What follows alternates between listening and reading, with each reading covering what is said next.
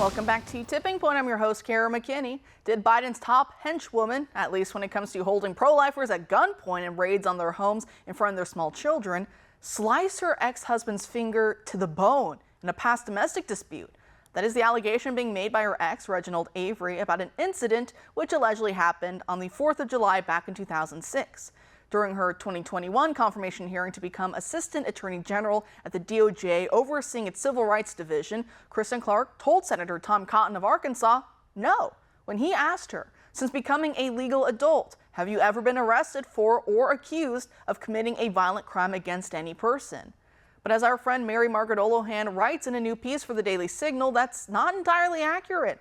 Never before seen court records and other official documents obtained by the outlet appear to show that Clark's ex-husband may have been telling the truth in saying that Clark had been arrested that night for attacking him with a knife, as a 760 code was attached to the case, which typically indicates an arrest was made. Though Avery admits he was not entirely blameless in the altercation, as he had been seeing another woman and that Clark had found out about it, so she wasn't too happy. Cops were called to their home on several occasions before the pair eventually divorced in 2009. However, the reason why Clark won't admit to this incident is because she got the charges dropped without trial, and she also got the whole mess expunged from her record. While most employers do not need to know anything about a charge once it has been expunged, there is an argument to be made that when seeking such a high government position in which sensitive materials will be handled, that such things should be admitted to and explained in depth.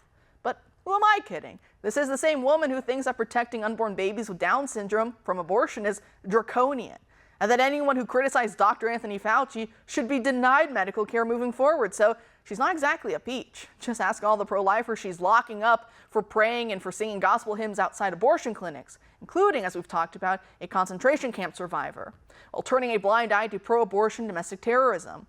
But at least Clark can't stop what's happening in Florida, where the state's heartbeat law is finally going into effect. Joining us now to discuss is Sean Carney, the president and CEO of 40 Days for Life. Sean, thanks for being here tonight. Good to be back. Thanks for having me. Great. So some estimate that this law in Florida could save the lives of up to 50,000 unborn babies annually. So is that entirely possible? Do you think that we're going to see thousands of babies saved? Yes, and we've seen it before with the heartbeat bills. We had it in Texas before we had our abortion ban post-Roe. We've seen heartbeat bills go throughout the country and save a lot of lives because they're based on science, and they actually get a lot of support across the aisle. A lot of Democrats have supported heartbeat bills. Heartbeat bills humanize the baby. We spend a lot of money in our country keeping our hearts beating. A beating heart is a good thing, which we need to remind our culture these days. And so, when a baby has a beating heart, for some reason, people are like, oh, it really registers that we probably shouldn't kill them. And so heartbeat bills are great. They essentially end most abortions. There's going to be a lot of abortion facilities that close in Florida. It's a very positive thing. And as we saw, as the heartbeat bill went into effect, the sun came up in Florida. Women weren't dying in the streets. The apocalypse didn't happen.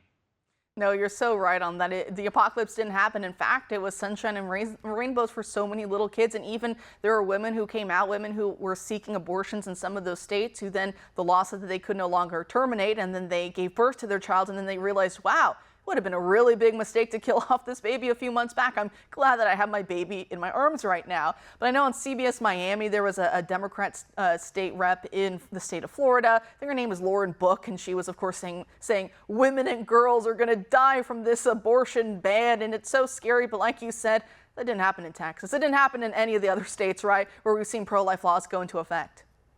No one's died. No one's died. It is absolutely, that was Hillary Clinton's first tweet the day that Roe v. Wade was overturned. Women will die. No one's died. It's total nonsense. In 2024, there isn't a scenario where an abortion can save your life. Dr. Guttmacher, who's the father of Planned Parenthood, the second president of Planned Parenthood, said in the 60s that an abortion can never save your life. That was in the 60s. I mean, now in 2024, an abortion is not designed to save the life of a mother. It's a great talking point, as many abortionists have pointed out, but it's just not reality. And that's why you simply don't see women dying. They won't name one person who's died because they haven't been able to get an abortion in Texas or Florida or anywhere else.